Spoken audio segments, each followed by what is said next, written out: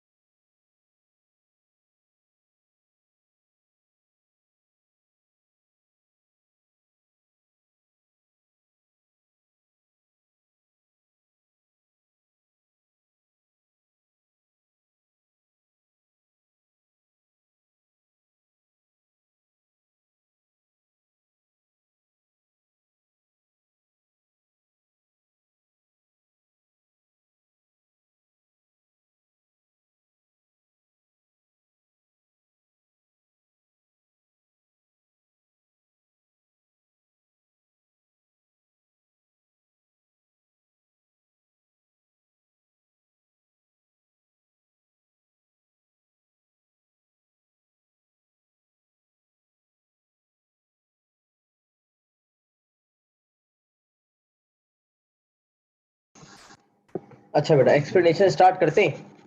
Concept of three dimensional, 3D मतलब जो three dimensional figures हैं जिसमें रियल वर्ल्ड एग्जांपल्स इन्वॉल्व होते हैं, मतलब हम जिस वर्ल्ड में रहते हैं वो थ्री डायमेंशनल है, तो बिल्कुल इसी तरह थ्री डायमेंशनल एग्जांपल्स जब आएंगे तो हमें कुछ चीजें विजुअलाइज करनी होंगी।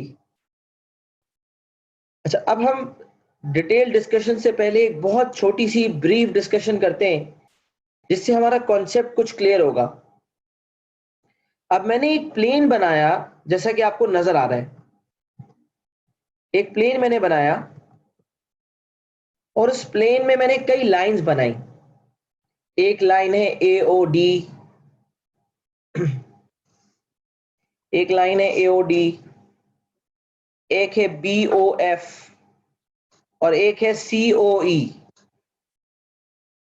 ये तमाम लाइंस O पे इंटरसेक्ट कर रही हैं, जैसा कि आप देख रहे हैं।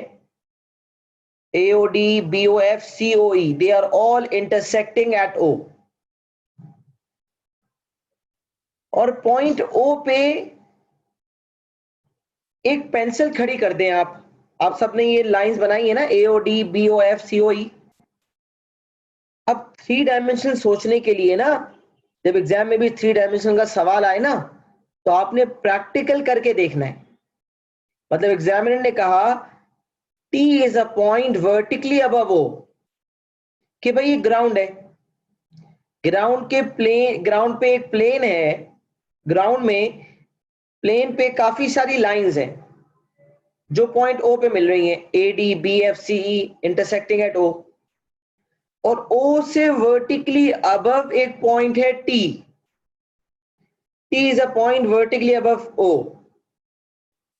ये एग्जामिनर ने मुझे सवाल में बताया, T is a point vertically above O। तो अब आप विजुअलाइज करने के लिए पता है क्या करें, अभी ये एक्टिविटी मेरे साथ साथ करें। अभी तो आपने डायग्राम में OT बना दिया, लेकिन डायग्राम तो टू डायमेंशनल होता है। हमारे पास जो पेज होता है वो तो टू डायमेंशनल होता है, उसमें हम 3D इंपैक्ट तो दिखा ही नहीं सकते। तो अब आप विजुअलाइज करने के लिए अभी OT वाली लाइन जो आपने बनाई है उसको भूल जाएं, और अब ये सोचें कि तीन लाइंस हैं AD, CE और BF जो O पे मिल रही हैं। O पे एक पेंसिल या पेन रख दें, O पे एक पेंसिल या पेन रख दें। अच्छा, अब आप देखेंगे कि OT वर्टिकल लाइन है, सही है। अब मैं आपसे पूछता हूं, ये पेंसिल रखिएगा अपनी जगह पे।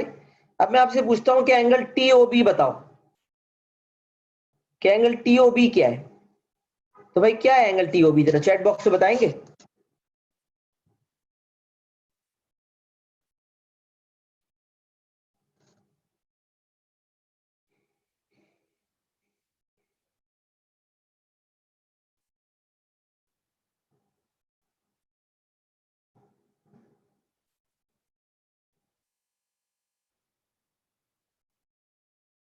Ninety degree, very good. तो एंगल TOB इज 90 डिग्री। अच्छा, मैं आपसे पूछता हूं कि एंगल TOA बताएं। फिर मैं आपसे पूछता हूं कि एंगल TOE बताएं। फिर मैं आपसे पूछता हूं एंगल TOD बताएं, TOF बताएं, TOC बताएं। आप बोलेंगे सर ये सारे के सारे एंगल्स 90 बन रहे हैं।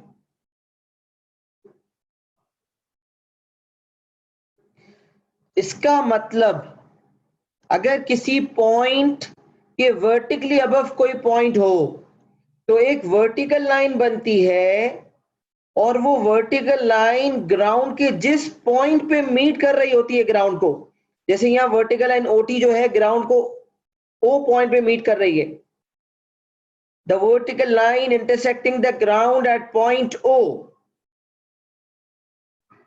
So any line passing through O will be perpendicular to OT। I repeat, अगर T एक पॉइंट वर्टिकली अबव O है तो OT एक वर्टिकल लाइन बन गई। ये वर्टिकल लाइन OT ग्राउंड पे किस पॉइंट पे मिल रही है, पॉइंट O पे। तो वर्टिकल लाइन ग्राउंड पे जिस पॉइंट पे इंटरसेक्ट कर रही होती है, उस पॉइंट से गुजरने वाली हर लाइन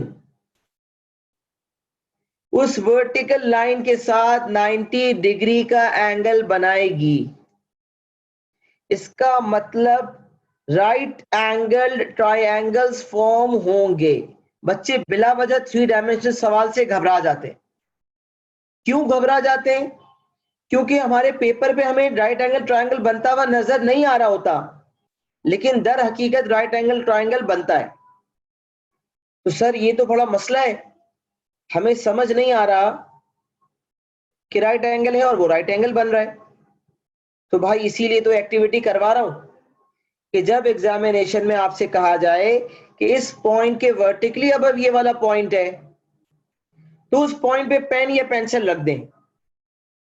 उस पॉइंट पे पेन या पेंसिल वर्टिकली रख दें, और उसके बाद ये ग्राउंड के जिस पॉइंट पे इंटरसेक्ट कर रही है, उस पॉइंट से आप जो है वो कई लाइंस गुजार के देखें, तो आपको नजर ये आएगा कि तमाम एंगल्स 90 हैं। टीओबी 90 है। हालांकि देखें डायग्राम पे 2 डायमेंशनल में अगर मैं देखूं तो टीओबी 90 मुझे नजर नहीं आ रहा। सोचें तो ये तो 90 से कम नजर आ रहा है।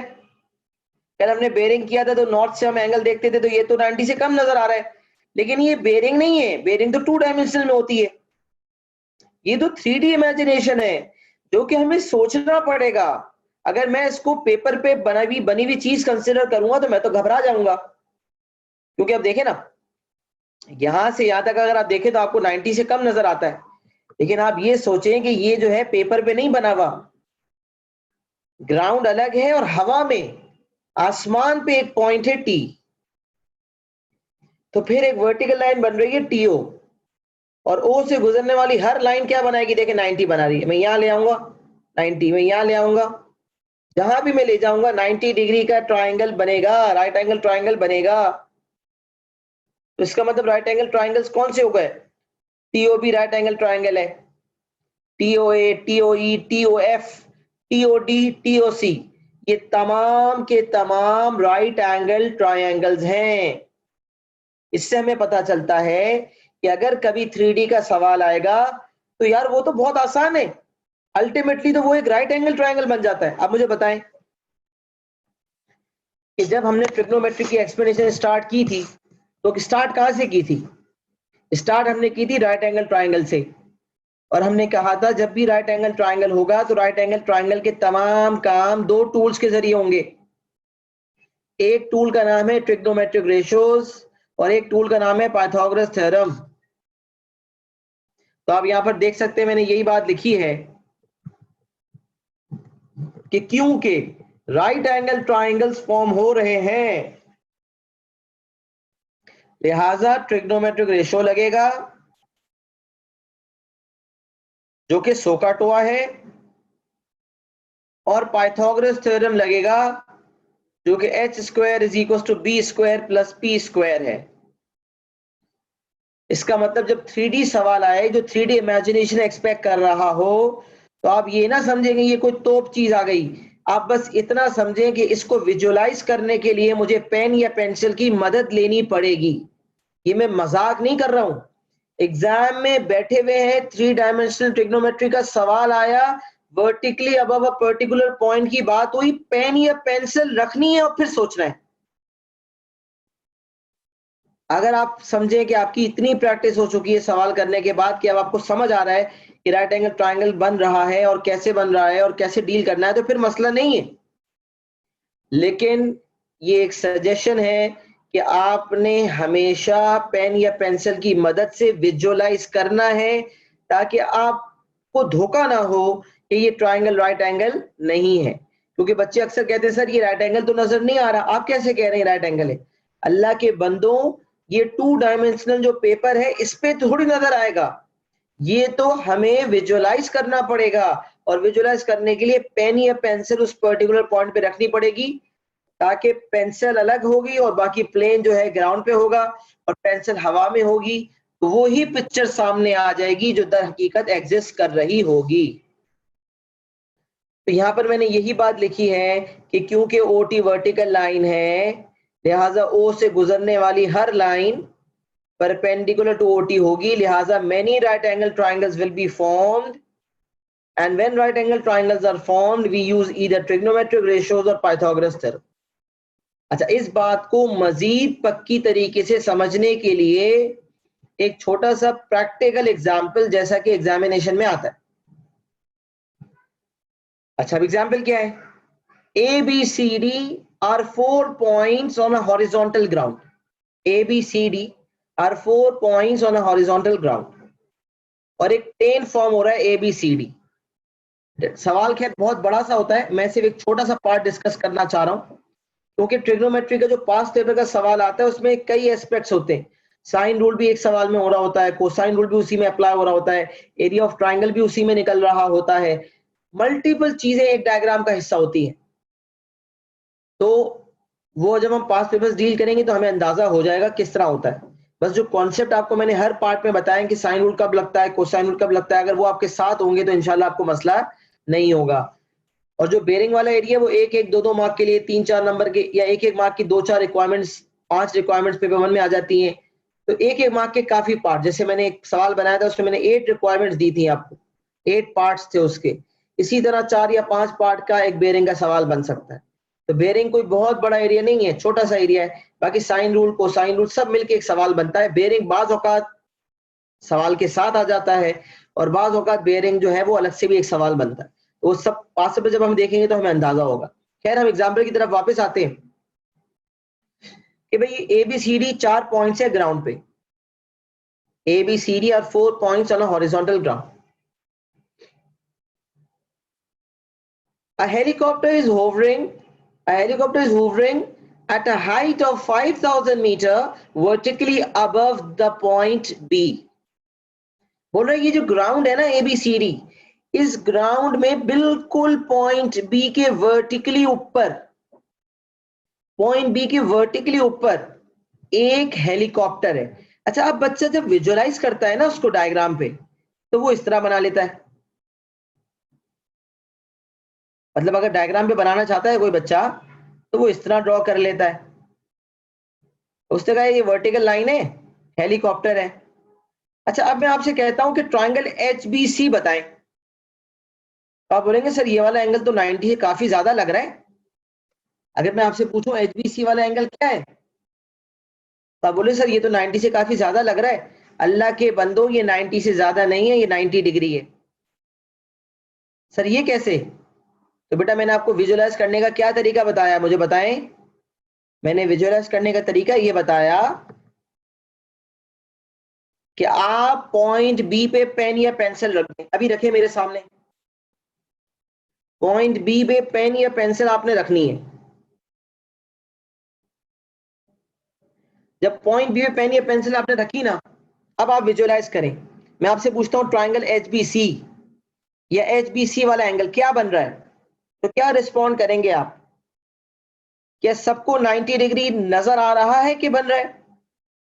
देखिए पेपर में बनाने में नजर नहीं आ रहा, लेकिन अगर आपने पेन या पेंसिल पॉइंट बी पे रखी है इस वक्त और फिर आप सोच रहे हैं कि यार ये HBC वाला एंगल क्या बन रहा है, तो क्या सबको 90 डिग्री बनता हुआ नजर आ रहा है?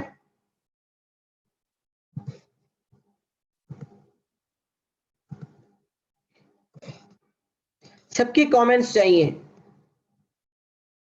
किसी को, ताकि मुझे पता चले ना कि सबको क्लियर है, किसी को कोई डाउट तो नहीं है। ये सी लिख दें, बस यही काफी है मेरे लिए। क्या सबको राइट एंगल ट्राइंगल बनता हुआ नजर आ रहा है?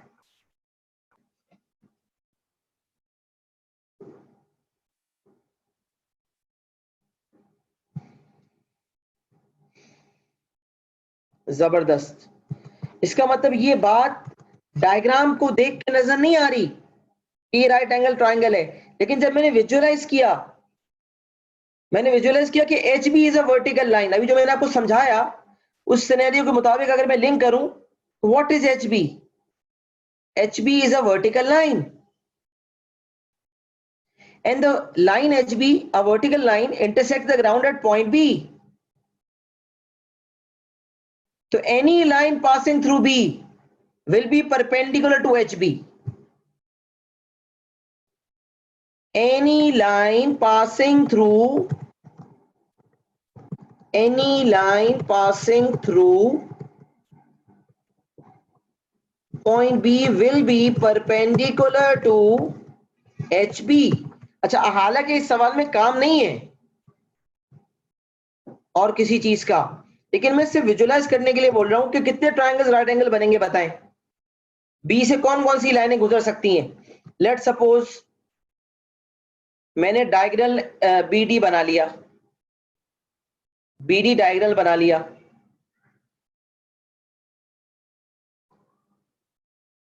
तो अब देखिएगा कितने ट्रायंगल्स राइट एंगल बन सकते हैं। Triangle H B C right angle है, triangle H B D right angle है, triangle H B A right angle है। ये तमाम के तमाम ट्रायंगल्स राइट एंगल्ड ट्रायंगल्स हैं। क्यों भाई? क्योंकि ये सब एच बी को इन्वॉल्व कर रहे हैं। तो जो मैंने आपको कॉन्सेप्ट सिखाया कि अगर कोई लाइन वर्टिकल हो और वो वर्टिकल लाइन ग्राउंड पे जिस पॉइंट पे इंटरसेक्ट कर रही हो, उस पॉइंट से, उस ग्राउंड पॉइंट से जितनी लाइनें चाहे गुजार लें, तमाम की तमाम लाइनें इस वर्टिकल लाइन से परपेंडिकुलर होंगी। देयरफॉर जो ट्रायंगल्स फॉर्म होंगे वो राइट एंगल ट्रायंगल्स होंगे। तो यहां पर इस सवाल में राइट एंगल ट्रायंगल्स कौन कौन से फॉर्म हो रहे हैं आप देखें। एच बी सी नजर नहीं आ रहा राइट एंगल है, लेकिन हकीकत में है। कैसे? पेंसिल रख के देख लें, आपको समझ आ जाएगा। एच बी डी नजर नहीं आ रहा कि राइट एंगल है, लेकिन पेंसिल रख के देखें, आपको समझ आ जाएगा कि एच बी डी भी राइट एंगल है। एच बी ए, हाँ एच बी ए वो ट्राइंगल है जो नजर भी राइट एंगल आ रहा है और दर हकीकत है भी राइट एंगल। तो ये तो एक एक्सेप्शन है। नॉर्मली राइट एंगल ट्राइंगल्स बनते हुए नजर नहीं आ रहे होते पेपर पे, लेकिन जब पेन या पेंसिल रख के विजुलाइज करते हैं तो फिर समझ आता है। तो एक एक कॉन्सेप्ट बिठा लें बस जहन में कि अगर कोई वर्टिकल लाइन ग्राउंड पे किसी पॉइंट पे इंटरसेक्ट कर रही है, तो उस पॉइंट से हर लाइन जो गुजरेगी वो उस वर्टिकल लाइन के साथ 90 डिग्री बनाएगी। लिहाजा जो ट्राइंगल्स फॉर्म होंगे वो राइट एंगल होंगे, और जब ट्राइंगल्स राइट एंगल होते हैं तो सो का टोआ, ट्रिग्नोमेट्रिक रेशियोज और पाइथागोरस थ्योरम का इस्तेमाल होता है। तो यहां से बात बिल्कुल लॉक हो गई कि हमें थ्री डायमेंशनल शेप में करना क्या होता है दर हकीकत। अच्छा, सवाल पे वापस आते हैं। A helicopter is hovering at a height of 5000 metre. अच्छा, फौरन हैरान हो आप बोलेंगे यार अभी तो जो लेंस दी हुई है वो किलोमीटर में दी हुई है, एग्जामिनर ने 5000 मीटर लिख दिया। हाँ भाई, खेलता है एग्जामिनर आपके साथ, बाज़ औक़ात इस तरह आपसे खेला जाता है। तो या तो इस किलोमीटर को मीटर में कन्वर्ट कर दें या इस मीटर को किलोमीटर में कन्वर्ट कर दें। बस आपको ये पता होना चाहिए कि 1 किलोमीटर में 1000 मीटर होते हैं। इसका मतलब ये जो हाइट है हेलीकॉप्टर की, ये दरअसल 5 किलोमीटर है। तो मैं लिख देता हूं एच बी इज 5 किलोमीटर। अच्छा, अब ना आप क्या करें बताएं, एच बी सी ट्राइंगल अलग से बना दें। आपको पता चल गया ना कि H B C right angle है, तो आप ट्राइंगल एच बी सी अलग से बना लें और बिल्कुल वैसा ही बनाए जैसा कि आप राइट एंगल ट्राइंगल ड्रॉ करते हैं। तो एच बी है 5 किलोमीटर और बी सी है 10 किलोमीटर। अब देखें यहां पर एच बी सी ट्राइंगल कैसा महसूस हो रहा है और यहां पर कैसा है। जब आपने ये बात पिक कर ली कि H B C right angle है, तो फिर अलग से एक ट्राइंगल बना लें। वो उससे सोचना आपके लिए आसान हो जाएगा। क्या सोचना? तो सवाल देखें, हेलीकॉप्टर 5 किलोमीटर हाइट पे था। A passenger sitting in the helicopter observes a point C on the ground. Find the angle of depression of the point C when observed by the passenger. सवाल मैंने शॉर्ट करके लिखा है। Proper scenario क्या है कि वो पैसेंजर जो हेलीकॉप्टर में बैठा हुआ है वो नजारे कर रहा है ग्राउंड के भाई। उस नजारे के दौरान उसको एक पॉइंट सी नजर आया।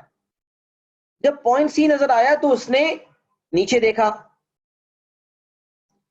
तो नीचे देखने की वजह से जो एंगल फॉर्म हुआ उसे कहते हैं एंगल ऑफ डिप्रेशन।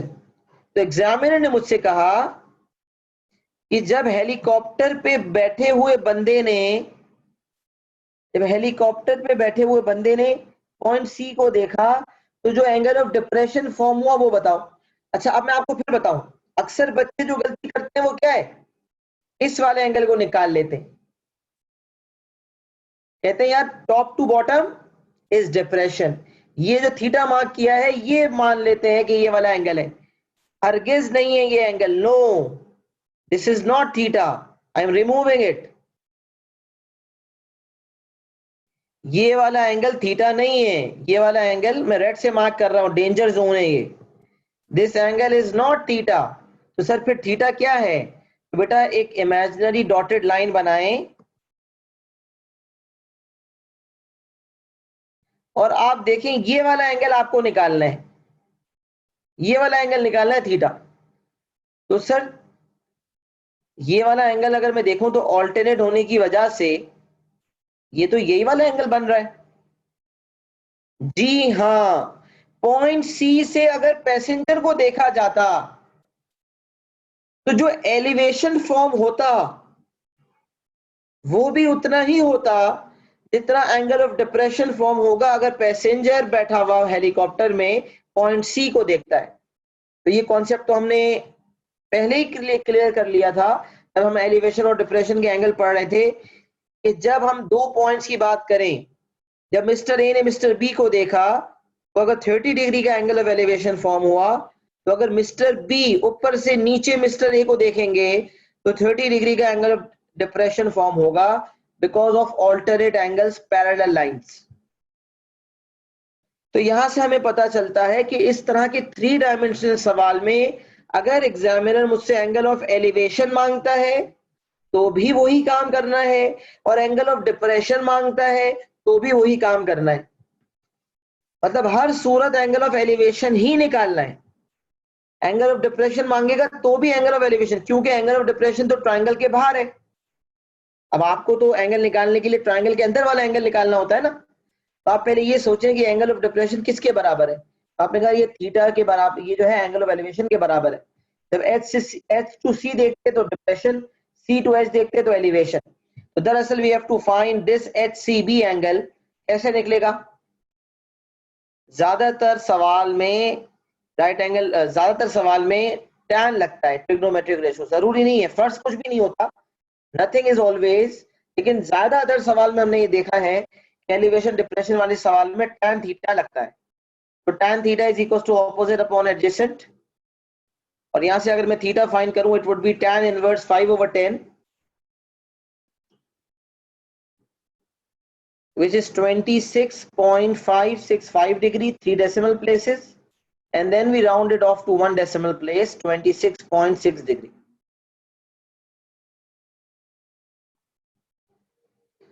तो एंगल ऑफ डिप्रेशन इज 26.6, और अगर मुझसे एंगल ऑफ एलिवेशन पूछा जाता of the passenger from a point C, तो भी मैं यही वर्किंग करता, तो भी आंसर 26.6 आता। तो यहां से सीखने को ये मिला कि जब 3 डायमेंशनल प्रॉब्लम आएगा आपने पेंसिल या पेन रख के विजुअलाइज करना है, फिर राइट एंगल ट्रायंगल फॉर्म करना है, ट्रिग्नोमेट्रिक रेशो या पाइथागोरस थ्योरम, ज्यादातर ट्रिग्नोमेट्रिक रेशो लग रहा होता है क्योंकि एंगल ऑफ डिप्रेशन या एलिवेशन की बात हो रही होती है, तो आपने वो लगाना है अकॉर्डिंगली, और उसके बाद आपने वो एंगल निकाल लेना है। एलिवेशन पूछेगा या डिप्रेशन पूछेगा, दोनों की वैल्यू हमेशा सेम होगी, क्योंकि डिप्रेशन भी पूछेगा तो अल्टीमेटली ऑल्टरनेट एंगल्स की वजह से वो राइट एंगल ट्रायंगल का जब पार्ट बनाएंगे तो वो एलिवेशन वाले एंगल के बराबर ही होगा। लिहाजा एलिवेशन या डिप्रेशन पूछने में दोनों केसेस में सेम काम होगा और सेम आंसर आएगा। जिस तरह का सवाल एग्जामिनेशन में आता है उसकी एक झलक आपके सामने रख दी, और कॉन्सेप्ट जितना ज्यादा डिटेल में बता सकता था बता दिया। क्या आप सबको यहां तक 3 डायमेंशनल का कॉन्सेप्ट प्रॉपर तरीके से दिमाग में बैठ गया? कॉपी भी कर लें अगर कुछ नहीं किया, और एक्नॉलेजमेंट दे दें ताकि फिर मैं आगे बढ़ूं।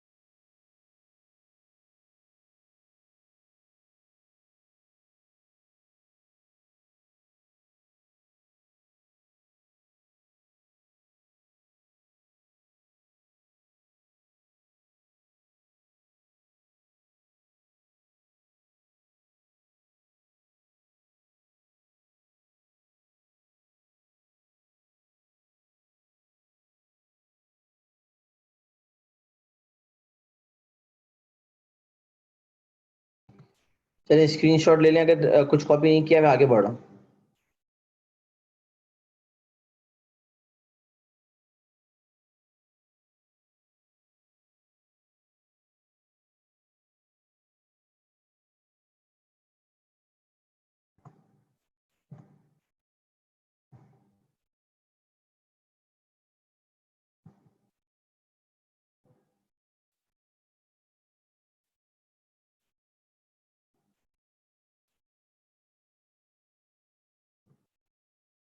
अच्छा बेटा, जो स्क्रीन पे लिखा हुआ आ रहा है उसको जरा फटाफट लिख लें पहले अपने पास, उसको इंशाल्लाह फिर ट्रिग्नोमेट्रिक रेशियोज ऑब्ट्यूज एंगल्स हैं उसको फिर डिस्कस करते हैं इंशाल्लाह।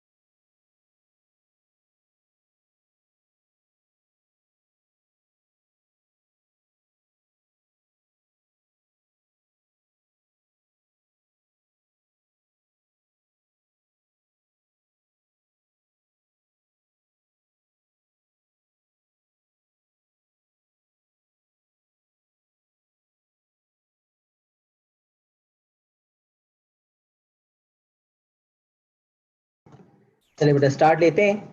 Trigonometric ratios of obtuse angles. अच्छा, हमने जो सोकाटोआ देखा था,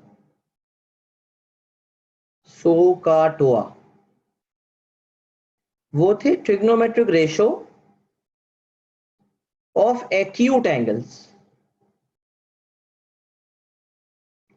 जो sine theta is equal to opposite upon hypotenuse था, cos theta adjacent upon hypotenuse, tan theta opposite upon adjacent, उसमें जो थीटा होता था ना, वो एक्यूट एंगल होता था। अब मतलब ट्राइंगल राइट एंगल ट्राइंगल होता था, तो राइट एंगल ट्राइंगल में जब एक एंगल 90 होता है तो बाकी दो एंगल्स तो एक्यूट ही होते हैं। तो राइट एंगल ट्राइंगल्स की जब बात कर रहे होते हैं तो trigonometric ratios of acute angles की बात होती है। लेकिन अब हमने बात करनी है trigonometric ratios of obtuse angles. पहले हम जनरल गुफ्तगू करेंगे, प्रॉपर कॉन्सेप्ट समझेंगे, उसके बाद एग्जाम में कैसे सवाल आता है ना ये देखेंगे। हमारी जो बुक होती है, बुक के अंदर इस तरह के हमें सवाल नजर इतने ज्यादा नहीं आ रहे होते, जो स्कूल बुक्स वगैरह होती हैं। तो एग्जामिनेशन में किस तरह का सवाल आ रहा है उसको हमें केटर करना है। अब शायद लेटेस्ट एडिशन में तो इसने कुछ टच दिया है, पुराने एडिशन में तो इसने टच नहीं दिया था। अच्छा, trigonometric ratio of obtuse angles जो सिलेबस में लिखे हुए जो हमारे काम के, वो एक ये वाला है और ये वाला है। बाकी जो है ना, मैंने इसी के हवाले से इसी को समझाने के लिए जो है वो रीइंफोर्समेंट के लिए कुछ बातें लिखी हुई हैं जो आपने यकीनन कॉपी कर ली होंगी। तो अब जरा इन दोनों पे बात करनी है। एक एंगल है थीटा, हो सकता है एक्यूट हो सकता है ऑब्ट्यूज हो। तो अभी मैं बात करता हूँ थीटा एक्यूट एंगल है। लेट सपोज थीटा हमारा एक्यूट एंगल है, तो मैं थीटा को लेता हूँ 30। तो जब मैं 180 माइनस थीटा निकालूंगा तो ये 180 माइनस 30 हो जाएगा 150 डिग्री। सिमिलरली अगर मैं दूसरा एग्जांपल लूं, मैं थीटा को 150 ले लूं,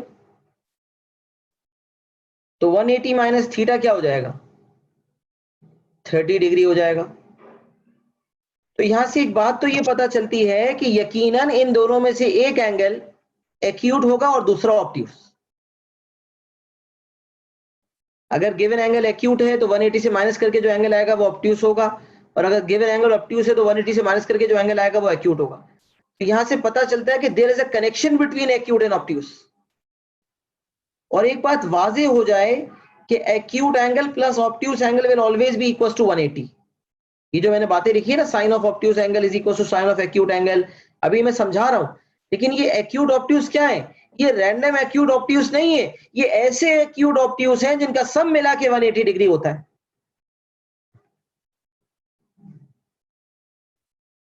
तो ये समझें कि अगर आपको trigonometric ratio of acute angle पता चल जाए, कोई आपको साइन 30 की वैल्यू बता दे, तो साइन 150 की वैल्यू आप खुद पता लगा सकते हैं। पेपर 1 में मोस्टली आता है विदाउट कैलकुलेटर वाले में, जिसमें आपको एक ट्रिग्नोमेट्रिक रेशियो दिया होता है, आपको दूसरा निकालना होता है। तो आपने ये ट्रिग्नोमेट्रिक रेशियोज का इस्तेमाल करना होता है। बड़े काम की चीज है जो मैं सिखाने जा रहा हूं, इंशाल्लाह एग्जाम में आती भी बहुत ज्यादा है, पेपर 1 में भी बहुत नजर आती है। ये ज्यादातर ये एस्पेक्ट पेपर 1 में ही नजर आता है, क्योंकि हमारे हाथ में कैलकुलेटर नहीं होता ना। तो अब सबसे पहली चीज जो किताबों में लिखी वो क्या, sine 180 minus theta is equal to sine theta. तो पहले साइन पे बात करते हैं। साइन 180 माइनस थीटा का आंसर वही आएगा जो साइन थीटा का आएगा। तो देखिए इस बात को प्रूफ करते हैं। तो ये 180, अगर मैं कहता हूं कि थीटा एक्यूट एंगल है, अभी के लिए इस एक्सप्लेनेशन को लेने के लिए ये समझें कि थीटा एक्यूट है, लेकिन मैंने एक जनरल बात आपके सामने रख दी है कि थीटा अगर ऑब्ट्यूज होगा तो 180 माइनस थीटा एक्यूट हो जाएगा। बात वही है कि there is a connection between acute and obtuse. लेकिन बात को सही तरीके से समझने के लिए अभी हम यही एज्यूम करते हैं कि जो थीटा है गिवन एंगल वो एक्यूट है। तो theta is an acute angle. अभी आप बिल्कुल जहन में बिठा लें कि थीटा एक्यूट एंगल है, उससे हमारा कॉन्सेप्ट सही समझ आएगा हमें। अगर थीटा एक्यूट एंगल है तो 180 माइनस थीटा क्या हो जाएगा, ऑब्ट्यूज एंगल हो जाएगा। तो ये वाला जो फॉर्मूला है sine 180 minus theta equal sine theta, ये कहता है कि ट्रिग्नोमेट्रिक रेशियो ऑब्ट्यूज एंगल का वही होगा जो एक्यूट एंगल का है। अगर एक्यूट एंगल का ट्रिग्नोमेट्रिक रेशियो 3/5 है तो ऑब्ट्यूज एंगल का ट्रिग्नोमेट्रिक रेशियो साइन का भी 3/5 होगा। Sine of obtuse angle will be same as sine of acute angle. अब देखो एग्जांपल बताऊंगा तो ज्यादा समझ आएगा, अभी थोड़ी अनक्लियर बात हो रही होगी। तो मैं एग्जांपल लेता हूं, मैंने कहा थीटा 30, जैसे कि मैंने लिया थीटा 30 लिया, तो 180 माइनस थीटा जो है वो हो जाएगा 150। अब मैं आपसे कहता हूं कि कैलकुलेटर उठाएं और साइन 30 निकालें। ये एक्टिविटी साथ साथ करें, कैलकुलेटर उठाएं और साइन 30 निकालें। अगर आपने साइन 30 निकाल लिया तो यकीनन आपका आंसर 1/2 होगा, इसमें कोई सेकंड थॉट नहीं। अगर नहीं है तो आपने गलती की है। अब मैं आपसे कहता हूं कि आप जो है वो चेक करने के लिए, अगर एक्यूट एंगल 30 है तो इस एक्यूट का ऑब्ट्यूज वाला वर्जन क्या होगा। तो एक्यूट से ऑब्ट्यूज तक पहुंचने का मतलब है 180 से माइनस करें, तो 180 से 30 को माइनस करें, ऑब्ट्यूज वाला वर्जन है 150। अब साइन 150 निकालें। बच्चा बच्चा कहेगा सर आंसर फिर 1/2 है। अरे ये क्या, साइन ऑफ एक्यूट एंगल भी पॉजिटिव आया और साइन ऑफ ऑब्ट्यूज एंगल भी पॉजिटिव आ गया, दोनों ही पॉजिटिव आ गए। तो यहां से पता चला कि दे बोथ आर इक्वल। तो देखिए ये जो मैंने नोट में लिखा है, साइन ऑफ एक्यूट एंगल भी पॉजिटिव होगा और साइन ऑफ ऑब्ट्यूज एंगल भी पॉजिटिव होगा, both of them will be positive.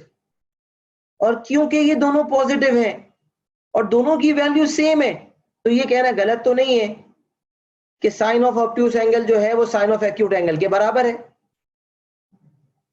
तो साइन 180 माइनस थीटा जो साइन थीटा के बराबर है, ये वाली बात इसी से समझनी है हमें कि साइन ऑफ ऑब्ट्यूज एंगल का आंसर वही होगा जो साइन ऑफ एक्यूट एंगल का है, साइन का भी फर्क नहीं होगा। अगर पहला पॉजिटिव है तो दूसरा भी पॉजिटिव होगा। कोई और एग्जांपल देखना चाहते हैं, कोई और देख लेते हैं। साइन 60 देख लेते हैं, कैलकुलेटर में डालें, साइन 60 का आंसर आएगा √3/2। तो साइन ऑफ एक्यूट एंगल आया पॉजिटिव √3/2। अब आप 60 का ऑब्ट्यूज वाला एंगल निकालें, 180 से माइनस कर दें 60 को, ये हो जाएगा 120।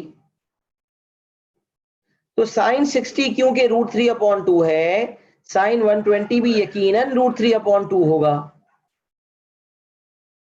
तो एग्जामिनेशन में अगर एग्जामिनर कभी कोई वैल्यू मुझे दे दे, कैलकुलेटर मुझे एग्जामिनर पेपर 1 में कहे साइन 60 √3/2 है, साइन 120 बताओ क्या होगा, ये मैं इस तरह लिख देता हूं, साइन 120 जो है एग्जामिनर ने क्वेश्चन मार्क लगा के दिया है, बताओ साइन 120 क्या होगा।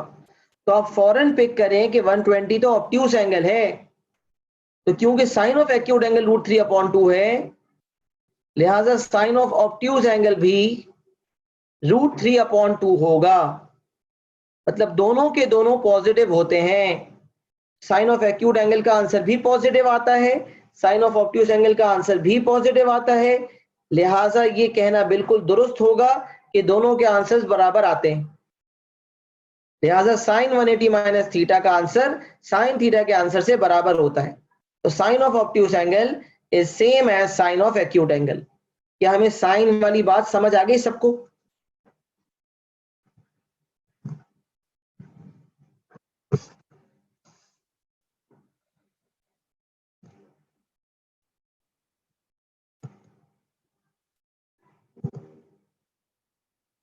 अच्छा, अब हम आते हैं कॉस पे।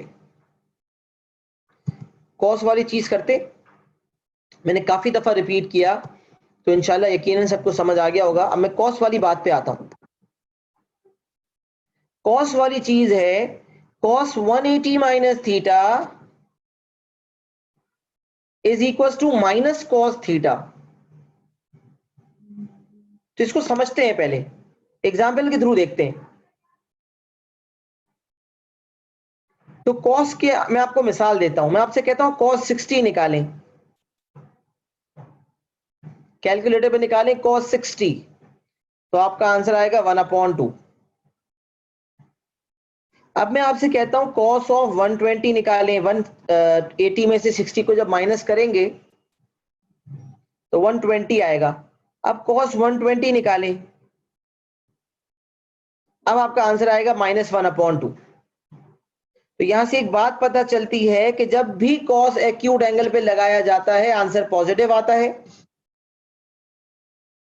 और जब भी कॉस ऑब्ट्यूस एंगल पे लगाया जाता है तो आंसर नेगेटिव आता है। आप देख सकते हैं, कोई भी एग्जांपल ले लें, कोई भी एक्यूट ले लें, उस एक्यूट को 180 से माइनस कर दें तो वैल्यू सेम आएगी। मैं यहां लिख रहा हूं same value but opposite science.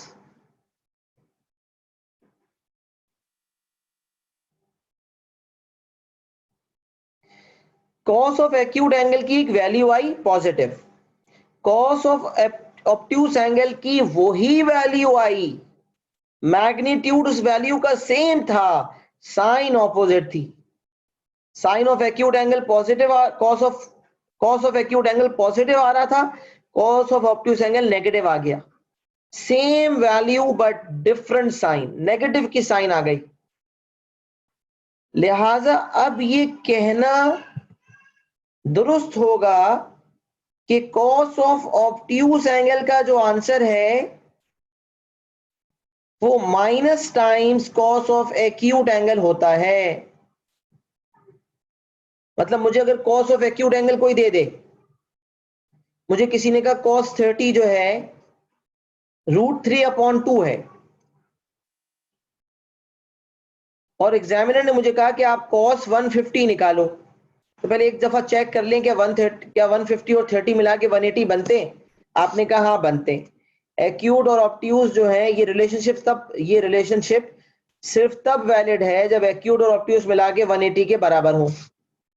तो क्या 30 और 150 मिला के 180 के बराबर बनते हैं? आपने कहा हाँ बनते हैं।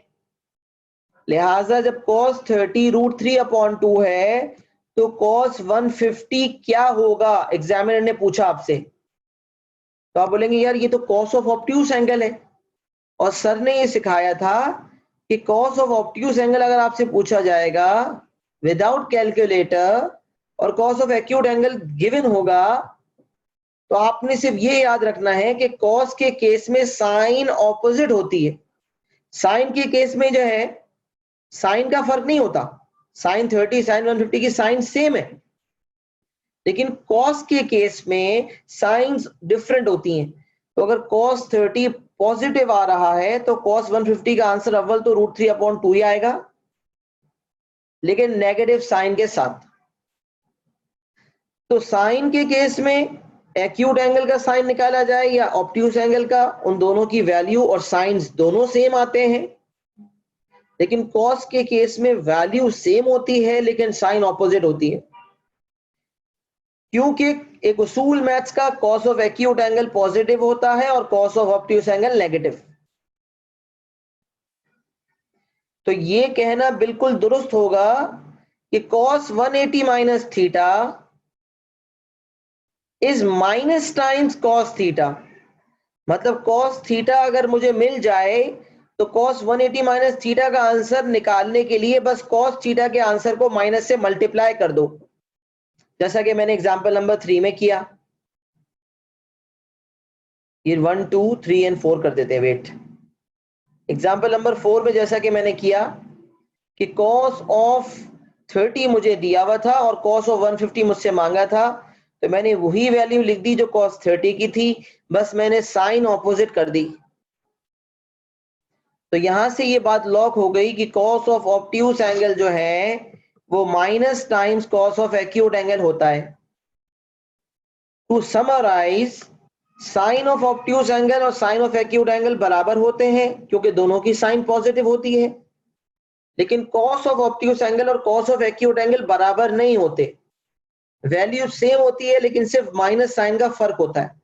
cos ऑफ एक्यूट एंगल में साइन पॉजिटिव होती, साइन जो है आती है वो पॉजिटिव होती है, और cos ऑफ ऑब्ट्यूस एंगल में साइन नेगेटिव आ रही होती है। लिहाजा cos of obtuse angle is minus times cos of acute angle. अब यहां अगर मैं मैच करूं, cos ऑफ ऑब्ट्यूस एंगल मेरा आ रहा है -√3/2 लेट सपोज, और cos ऑफ एक्यूट एंगल आ रहा है मेरा √3/2, तो ये दोनों बराबर नहीं है। तो बराबर नहीं है क्योंकि ये माइनस साइन की मुझे हेल्प लेनी पड़ेगी तो जाके ये बराबर होंगे। तो cos of obtuse angle is not equal to cos of acute angle, but we would say cos of obtuse angle is minus times cos of acute angle। मतलब cos of acute angle की sign को minus से multiply किया जाएगा तो मेरे पास cos of obtuse angle आ जाएगा। क्या मुझे यहां तक बात क्लियर है? बहुत सिंपल बात है, लेकिन मैंने बहुत वजाहत के साथ बताई ताकि किसी को कंफ्यूजन ना हो। एग्जाम्पल के साथ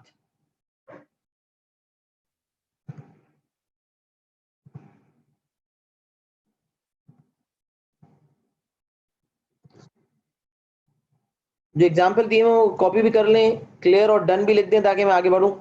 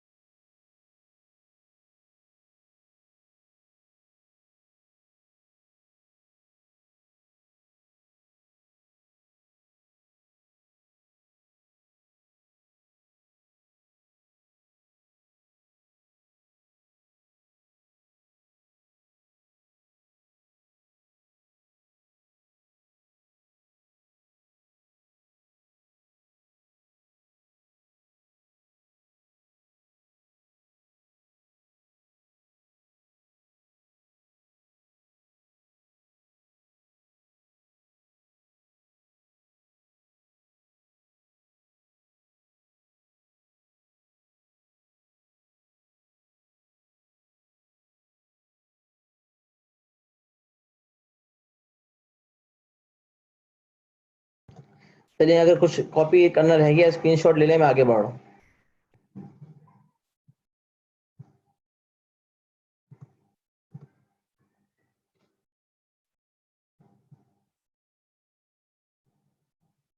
अच्छा, देखना ये कि एग्जाम में किस तरह सवाल आता है। सही है, तो एक एग्जाम के सवाल को देखने के लिए ना एक प्रैक्टिकल एग्जांपल देखते हैं। Practical example means the example that usually appears in the examination. So we have been given a triangle ADC which is right angle, और उसी राइट एंगल ट्राइंगल के अंदर एक और ट्राइंगल बन रहा है, ट्राइंगल ABC। तो ट्राइंगल ADC राइट एंगल है, लेकिन ट्राइंगल ABC राइट एंगल नहीं है, जैसे कि हमें नजर आ रहा है। ट्राइंगल ABC जो है नॉन राइट एंगल ट्राइंगल है, और ट्राइंगल AB जो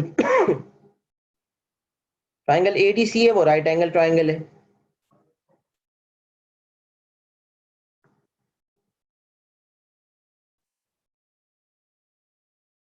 अच्छा, अब सवाल क्या पूछा जा रहा है, बहुत गौर से सुनिएगा। Find the exact values of cos ABC। अच्छा, अब यहां सबसे बड़ा मसला क्या आता है ये सुने। जब cos ABC पूछा जा रहा है ना, बच्चे ABC निकाल लेते और उसी को आंसर दे देते। याद रखें, cos ABC पूछा है, ABC नहीं पूछा। लेट सपोज एक एंगल ABC 30 डिग्री है, तो आपको ABC नहीं बोला था, आपको बोला था cos ABC निकालो। इसका मतलब आपसे कहा जा रहा था कि आप cos 30 निकालो, और cos 30 आता है √3/2। तो याद रखें, ABC एक एंगल है और cos ABC एक वैल्यू है। तो we have to find value, not an angle.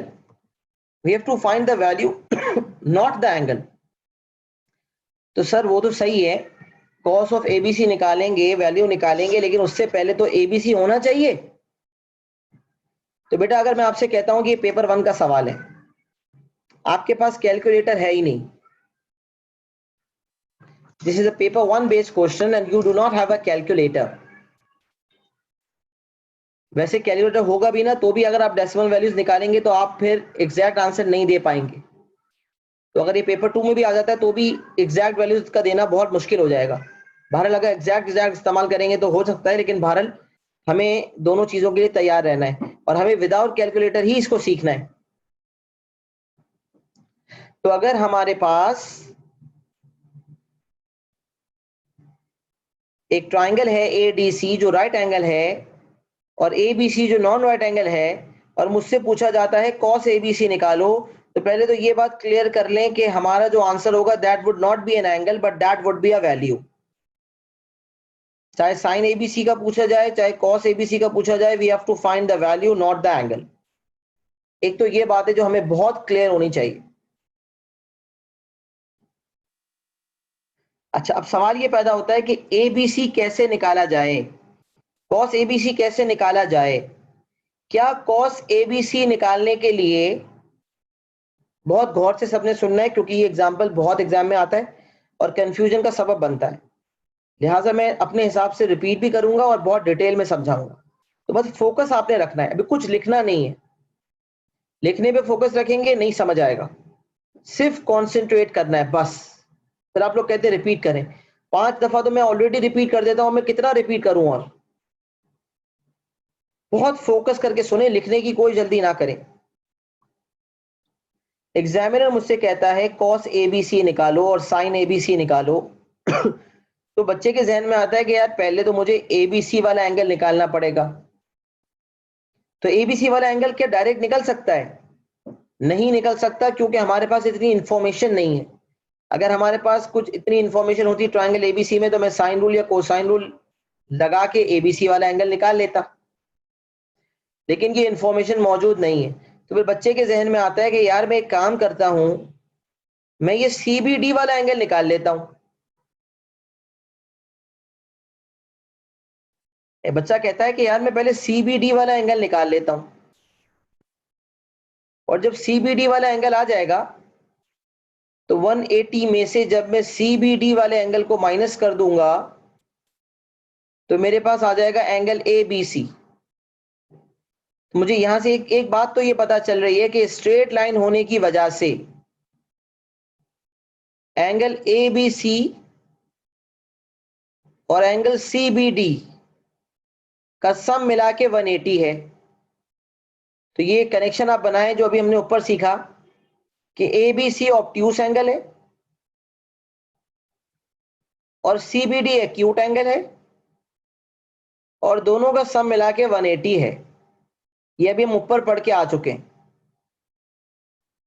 अभी सिर्फ मैं ऊपर वाली इंफॉर्मेशन को यहां अप्लाई करवाने की कोशिश कर रहा हूं, क्योंकि वो सवाल तो सिर्फ जनरल सी बात थी जो समझाई जा रही थी। ये बाकायदा एग्जाम्पल का एक प्रैक्टिकल सिनेरियो जिस तरह एग्जामिनेशन में आता है। तो अभी सिर्फ मैं आपको कुछ चीजें ऑब्जर्व करवा रहा हूं, समझा नहीं रहा हूं, समझा कुछ बातें आपके सामने रख रहा हूं। तो आपको एक बात तो मैंने ये रखी कि आपको एंगल नहीं निकालना, आपको वैल्यू निकालनी है, क्योंकि साइन ऑफ एन एंगल या cos of an angle is a value. You do not have to find the angle, you have to find the value. एक बात तो ये ध्यान में रखें, बिकॉज बच्चे यहाँ पर बहुत कंफ्यूज होते हैं, बच्चे एंगल निकाल के छोड़ देते। We do not have to find the angle, we have to find the value. कहीं भी लिख लें बड़ा बड़ा, ये बहुत इंपॉर्टेंट बात है। अच्छा, अब ये अगर वैल्यू निकालनी भी है तो एक पॉसिबल मेथड जहन में आता है कि यार हम एक काम करते हैं, पहले एंगल सीबीडी निकाल लेते हैं जो राइट एंगल ट्राइंगल का पार्ट है, और सीबीडी वाले एंगल को 180 से माइनस करेंगे तो एंगल एबीसी आएगा, और फिर एंगल एबीसी पे कॉस या साइन अप्लाई कर देंगे यूजिंग कैलकुलेटर, तो हमारे पास वैल्यू आ जाएगी। तो ये सोच पेपर 2 वाली है, जब हमारे पास कैलकुलेटर मौजूद है। हमें यहाँ पेपर 2 वाली सोच रखनी नहीं है। उस पेपर 2 वाली सोच में भी क्या होगा, राउंडिंग ऑफ की वजह से मसला आ सकता है। तो आपने यहाँ पेपर 1 वाली सोच बनानी है विदाउट कैलकुलेटर वाली, क्योंकि ये कॉन्सेप्ट ज्यादातर टेस्ट भी वही उसी पेपर में होता है। तो सोच कैसे बनाए, यार सीबीडी तो नहीं निकल सकता क्योंकि कैलकुलेटर नहीं है, तो भाई सीबीडी मत निकालो, कॉस ऑफ सीबीडी निकाल लो। अच्छा, मैं आपको थोड़ा समझाने के लिए एक बात आपके सामने रख रहा हूं। Let angle CBD is equal to theta. CBD acute angle है ना, तो मैं सीबीडी को थीटा कह देता हूं। तो ये ए बी सी वाला एंगल जो है वो कितना हो जाएगा, जब सीबीडी वाला एंगल थीटा है तो ए बी सी वाला एंगल ऑटोमेटिकली हो जाएगा 180 minus theta.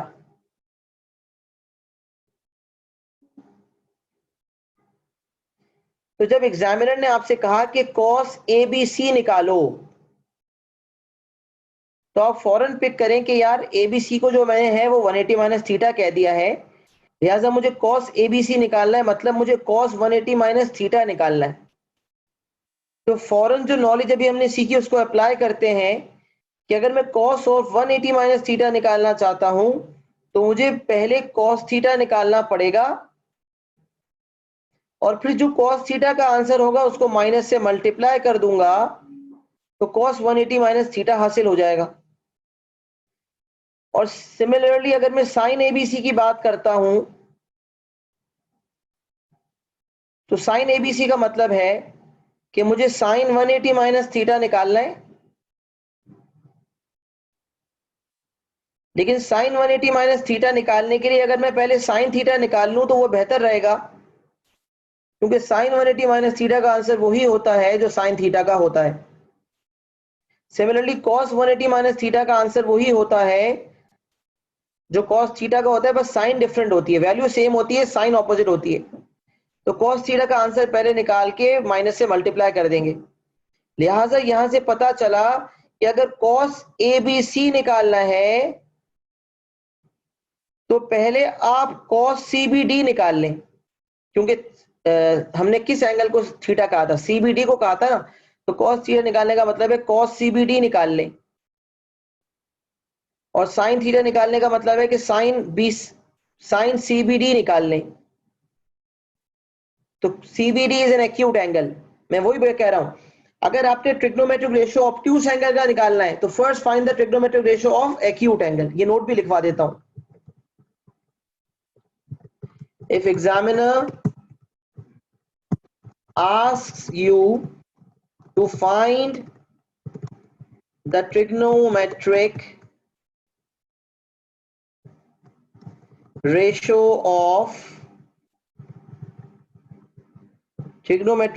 of obtuse angle, first find the trigonometric ratio of acute angle and then use the concepts accordingly.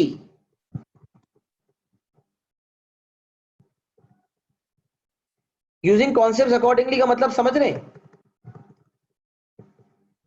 जो हमने दो बातें सीखी कि साइन ऑफ एक्यूट एंगल और साइन ऑफ ऑब्ट्यूज एंगल बराबर हैं, ये कॉन्सेप्ट है, और कॉस ऑफ ऑब्ट्यूज एंगल निकालने के लिए कॉस ऑफ एक्यूट एंगल के को माइनस से मल्टीप्लाई कर दो, ये है कॉन्सेप्ट। तो यहां से सबसे पहले एक चीज दिमाग में ये बिठानी है कि अगर आपने कॉस या साइन ऑफ ऑब्ट्यूज एंगल निकालना है तो डायरेक्ट ना निकालें, पहले साइन या कॉस ऑफ एक्यूट एंगल निकाल लें। जब वो निकल जाए तो फिर कॉन्सेप्ट का इस्तेमाल करें, साइन ऑफ ऑब्ट्यूज निकालने के लिए वही चीज दे दें जो साइन ऑफ एक्यूट एंगल के लिए थी, साइन को भी चेंज ना करें, प्लस है तो प्लस ही रहेगा, लेकिन कॉस ऑफ ऑब्ट्यूज एंगल निकालने के लिए जो कॉस ऑफ एक्यूट एंगल का आंसर था उसको माइनस से मल्टीप्लाई कर दें और फिर आंसर के तौर पे दे दें। तो जब सवाल आता है तो आप हमेशा नोट करेंगे कि कॉस या साइन ऑफ ऑब्ट्यूज एंगल जब पूछा जाता है तो यकीनन एक स्ट्रेट लाइन की वजह से वो ऑब्ट्यूज एंगल किसी एक्यूट एंगल से कनेक्टेड होता है। जैसे आपसे ये एबीसी की बात कर रहा था ना, तो आपने कहा यार एबीसी तो ऑब्ट्यूज एंगल है, आपने फौरन ही कहा कि एबीसी जो है वो तो ऑब्ट्यूज एंगल है, एबीसी जो है वो तो ऑब्ट्यूज एंगल है, तो मुझे इसका मतलब कॉस ऑफ ऑब्ट्यूज एंगल निकालना है। हाँ, आपको कॉस ऑफ ऑब्ट्यूज एंगल निकालना है। तो आपने कहा यार ये मैं डायरेक्ट तो नहीं निकाल सकता, तो ये ऑब्ट्यूज जो है कनेक्टेड है विद एन एक्यूट, क्योंकि we know angle sum on a straight line adjacent angles कहलाते हैं। Adjacent angles on a straight line add up to 180, they are supplementary. तो अगर मुझे ये ऑब्ट्यूज एंगल का कॉस साइन निकालना है तो मैं एक काम करता हूं कि ये ऑब्ट्यूज एंगल तो connected with a right angle triangle है, this obtuse is connected with an acute and this acute is a part of a right angle triangle. तो हो गया मसला सॉल्व। कॉस ऑफ ऑब्ट्यूज या साइन ऑफ ऑब्ट्यूज निकालने के लिए आप देखेंगे कि जो ऑब्ट्यूज एंगल है वो एक कनेक्टेड है स्ट्रेट लाइन की वजह से with an acute angle. and that acute angle is connected with a right angle triangle. This means sine of acute angle and cos of obtuse angle can be found. तो अब मैं आपसे कहता हूं कि आप जरा फाइंड करें साइन ऑफ ऑब्ट्यूज एंगल या cos of obtuse angle. Wait करें, 1 मिनट दें, थोड़ा सा नीचे कर दूं उसको.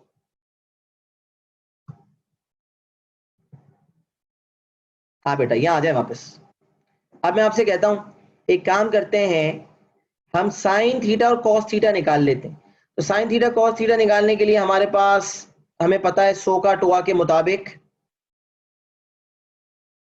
कि साइन थीटा जो है ऑपोजिट अपॉन हाइपोटेनस होता है, लेकिन हाइपोटेनस तो यहां पर है ही नहीं, तो पाइथागोरस थ्योरम लगा के हाइपोटेनस निकाल लेते हैं. h square is equal to 3 square plus 4 square. तो यहां से हाइपोटेनस आ जाएगी 5. हाइपोटेनस 5 आ गई, लिख दें. अब इत्मीनान से साइन थीटा और कॉस थीटा निकाल लें. Cos theta adjacent upon hypotenuse है, तो यहां से अगर मैं आपसे कहूं साइन थीटा निकालें, तो sine theta is opposite which is 3 upon hypotenuse which is 5. तो साइन ऑफ एक्यूट एंगल आपका लॉक हो गया 3 अपॉन 5. इसी तरह cos of acute angle adjacent upon hypotenuse, adjacent 4 hypotenuse 5, lock हो गया 4 upon 5.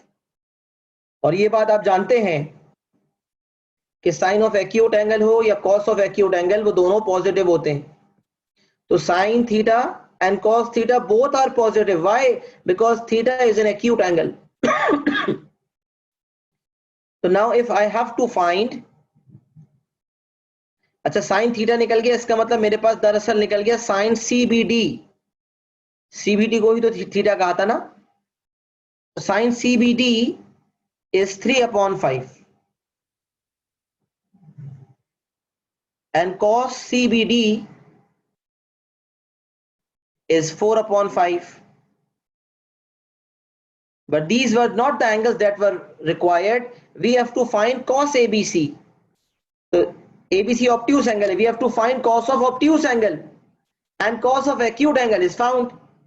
So can anyone tell me what will be the answer of cos ABC? Cos of obtuse angle का answer क्या होगा अगर कॉस ऑफ एक्यूट एंगल का answer 4 upon 5 निकल चुका है तो?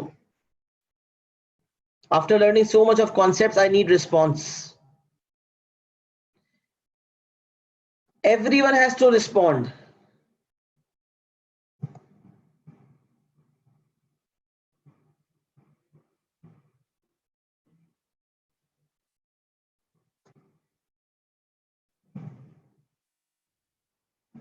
Very good.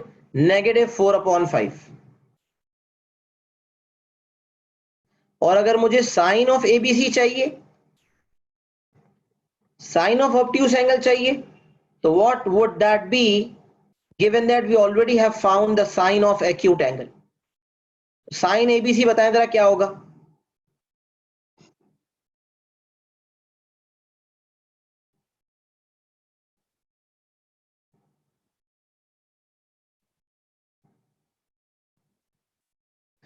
Very good. 3 upon 5. It would be 3 upon 5.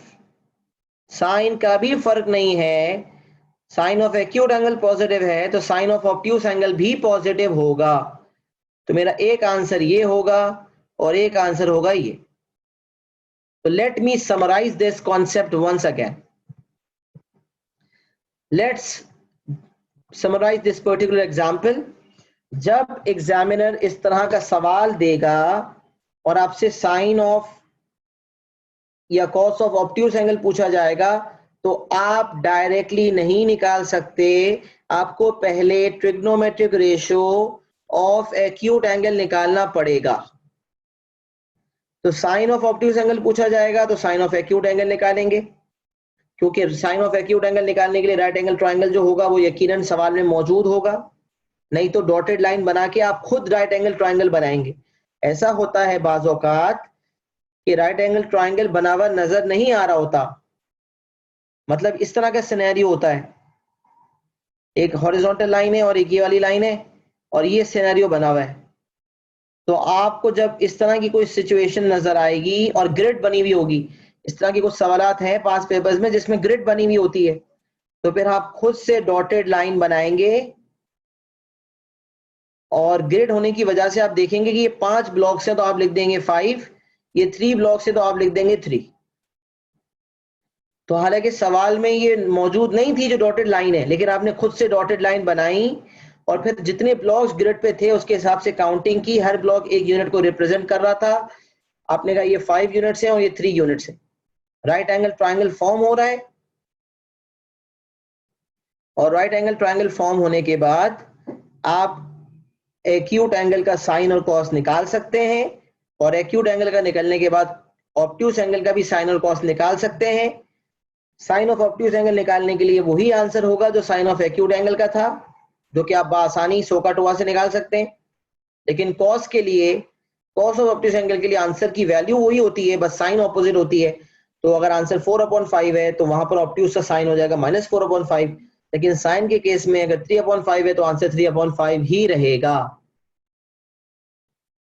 क्या ये प्रैक्टिकल एग्जांपल सबको प्रॉपर तरीके से क्लियर हो गया है?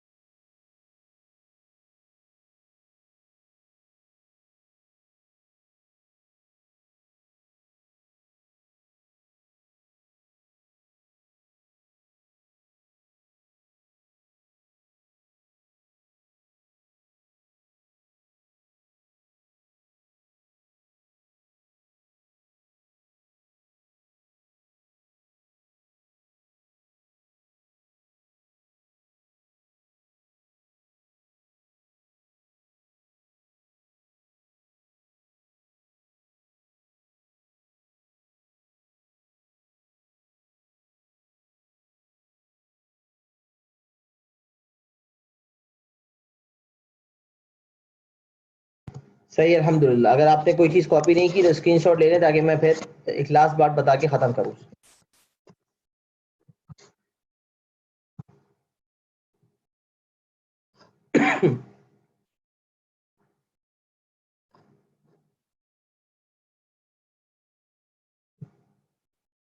अच्छा, अभी जो trigonometric ratio of complementary angles मैंने लिखा है ना, ये हमारे सिलेबस में लिखा हुआ नहीं है,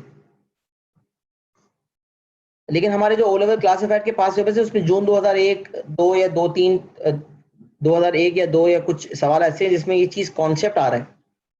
तो माइट भी ये कॉन्सेप्ट पहले सिलेबस का हिस्सा था और उसके बाद जो सिलेबस चेंज हुआ उसमें ये चीज हटा दी गई, लेकिन क्योंकि सवालात हैं और ये कॉन्सेप्ट कोई इतना मुश्किल नहीं है तो मैं इसको थोड़ा सा जिक्र इसका करना चाह रहा हूं ताकि आपके सामने एक ऐसी छोटी सी बात आ जाए जो शायद जो सिलेबस में लिखी हुई नहीं है, ये बात तो कंफर्म है। लेकिन एग्जामिनर का कुछ भरोसा नहीं है ना। एक चीज 2001 2002 2-3 पास पेपर में एक दो पास पेपर में एक दो सवाल में मिले तो मैं चाह रहा था उसका जिक्र कर दूं, तो थोड़ी सी ब्रीफ डिस्कशन इसकी कर लेते हैं। सबसे पहले तो मुझे ये बताएं कॉम्प्लीमेंट्री एंगल्स क्या होते हैं। तो हम ये पहले भी डिस्कस कर चुके। सप्लीमेंट्री एंगल्स वो जिनका सम 180 होता है और कॉम्प्लीमेंट्री वो होते हैं जिनका सम मिला के 90 होता है। तो ये कॉम्प्लीमेंट्री एंगल्स की क्या बात है? तो जब एक राइट एंगल ट्रायंगल बनता है, अभी जो हमने ऊपर पढ़ा trigonometric ratio of obtuse angle, तो उसमें तो नॉन राइट एंगल ट्रायंगल की इन्वॉल्वमेंट थी, लेकिन कॉम्प्लीमेंट्री एंगल्स के केस में नॉन राइट एंगल ट्रायंगल की इन्वॉल्वमेंट नहीं है। हमें राइट एंगल ट्रायंगल्स में ही डील करना है। राइट एंगल ट्रायंगल, तो अब मैं आपसे कहता हूं कि मुझे बताएं कि अगर एक एंगल राइट एंगल ट्रायंगल का 90 है और दूसरा एंगल थीटा है तो तीसरा एंगल क्या होगा? अच्छा, एक बात आप वाजे कर लूं कि तीन एंगल जो हैं, angle A plus angle B plus angle C, they add up to 180 and we know angle B is 90. This means angle A plus angle C will be equals to 180 minus 90, which actually means कि angle A और angle C का सम मिला के 90 होगा। Angle B itself is 90, but angle A plus angle C add up to 90.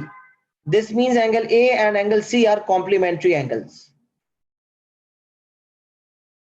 So if I say that angle C is theta, what will be angle A? तो आप angle C को वहां भेज दें तो angle A would be 90 minus theta.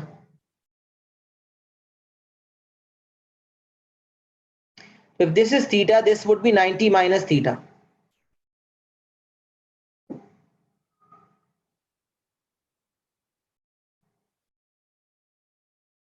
अच्छा अब जरा एक बात जरा नोट करें, ये 3 है, ये 4 है और ये 5 है। मैं आपसे कहता हूं साइन थीटा निकालें और कॉस थीटा भी निकालें। तो साइन थीटा का मतलब होगा थीटा के हिसाब से ऑपोजिट और एडजेसेंट डिसाइड होगा। तो साइन थीटा के हिसाब से ऑपोजिट f3 और एडजेसेंट तो चाहिए नहीं, हाइपोटेन्यूज 5 है। और कॉस थीटा जब देखें तो थीटा के हिसाब से एडजेसेंट है 4 और हाइपोटेन्यूज है 5। अब मैं आपसे कहता हूं साइन 90 माइनस थीटा बताएं। जब साइन 90 माइनस थीटा लिखा हुआ है ना, इसका मतलब है अब हमें थीटा के हिसाब से ऑपोजिट और एडजेसेंट डिसाइड नहीं करनी, 90 माइनस थीटा के हिसाब से ऑपोजिट और एडजेसेंट डिसाइड करनी है। तो 90 माइनस थीटा के हिसाब से ऑपोजिट क्या है 4 और हाइपोटेन्यूज सेम रहती है, बस ऑपोजिट एडजेसेंट बदल जाती है। तो 90 माइनस थीटा के हिसाब से ऑपोजिट 4 है, तो साइन 90 माइनस थीटा 4/5 हो गया। और cos 90 माइनस थीटा के हिसाब से 90 माइनस थीटा के हिसाब से एडजेसेंट 3 है, तो cos 90 माइनस थीटा हो जाएगा 3/5।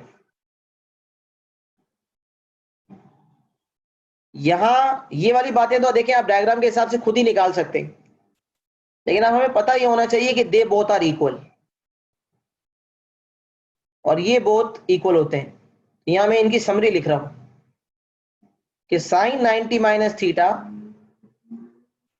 will always be equals to cos theta and cos 90 minus theta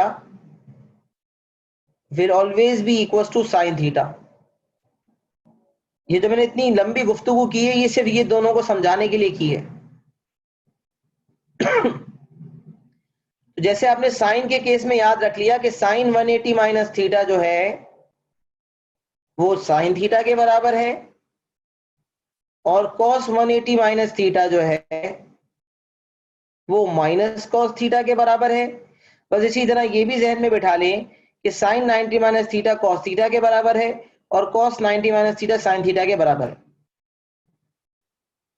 एहतियातन सिलेबस में नहीं लिखी हुई, कुछ पुराने पेपर्स में टेस्ट हुई है, या उस वक्त भी सिलेबस में नहीं थी, एग्जामिनर ने ऐसे ही सवाल फेंक दिया, तो हमें ये बात की क्लैरिटी नहीं है, लिहाजा हमने एक छोटी सी बात कवर कर ली कि we are on the very safe side, कि हम कभी भी कहीं फंसे ना बस। तो यहां से हमें कनेक्शन पता चल गया कि sine 90 minus theta cos theta होता है और cos 90 minus theta sin theta होता है। और मैंने ये कॉन्सेप्चुअली बात आपके सामने प्रूफ भी की कि sin थीटा का आंसर 3/5 था और cos 90 माइनस थीटा का आंसर 3/5 था, एंड दे आर इक्वल। तो ये छोटा सा कॉन्सेप्ट जो था वो आज का लास्ट कॉन्सेप्ट था, जिसके बाद ट्रिग्नोमेट्री की एक्सप्लेनेशन बिल्कुल मुकम्मल हो गई और कोई भी एरिया टच नहीं है। पूरी ट्रिग्नोमेट्री डिटेल में मैंने आपके कदमों में रख दी। मुझे बताएं कि ये कॉन्सेप्ट सबको क्लियर हो गया?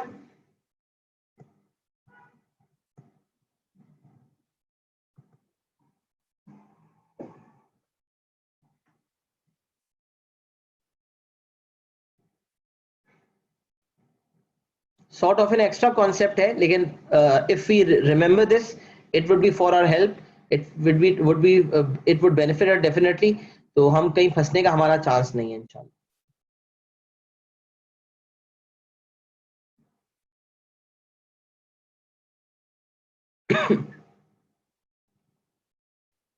अच्छा अब ये समझ लें, स्क्रीनशॉट ले लें, अगर आपने कॉपी नहीं किया कॉपी कर लीजिएगा। अब आपने करना ये है कि ट्रिग्नोमेट्री के पास पेपर्स के सवालात आपने भरपूर अंदाज में शुरू कर देने हैं। इंशाल्लाह मैं भी करवाऊंगा अपनी सुपरविजन में, लेकिन ना आप अच्छे खासे सवाल जितने कर सकते हैं, एटलीस्ट 20 क्वेश्चंस आप ट्राई करें, उससे भी ज्यादा कर सकते हैं करें, लेकिन एटलीस्ट 20 जरूर करें। उसके बाद जो आसान आसान सवाल हो पा रहे हैं वो आप करते रहें। जहां फंसते हैं, जहां डाउट आता है, कुछ सवाल में ऐसा होता है कि आपको एक पार्ट समझ आ रहा होता है, दूसरा समझ नहीं आ रहा होता, डायग्राम देख के आपको घबराहट होती है, तो कोई मसला मार्क कर दें, हम उसको क्लास में करेंगे। एटलीस्ट नेक्स्ट क्लास तक मुझसे स्टेटस शेयर कीजिएगा कि कितने सवाल आपसे हो रहे हैं और कितने सवाल आपसे नहीं हो रहे। तो उसी हिसाब से फिर हम अगली क्लास की पास्ट सिलेबस की क्लास प्रॉपर तरीके से कवर करेंगे। हमारी टारगेट होना चाहिए कि हमें नेक्स्ट वीक के अंदर ट्रिग्नोमेट्री के तमाम सवालात हम जो है मुकम्मल कर लें। जैसे इस वीक हमने प्रॉपर तरीके से पूरी ट्रिग्नोमेट्री की एक्सप्लेनेशन मुकम्मल कर ली। सही जी, तो टास्क मैंने आपको दे दिया है कि पूरी एक्सप्लेनेशन जो मैंने आपको दी है उसको रिव्यू कर लें और उसके बाद पास्ट सिलेबस के सवाल ट्राई करें। पास्ट सिलेबस के सवाल के साथ इंशाल्लाह मुझे ट्यूसडे वाली क्लास में इंशाल्लाह मुलाकात करते हैं। तब तक के लिए अपना बहुत ख्याल रखिएगा। अल्लाह हाफ़िज़।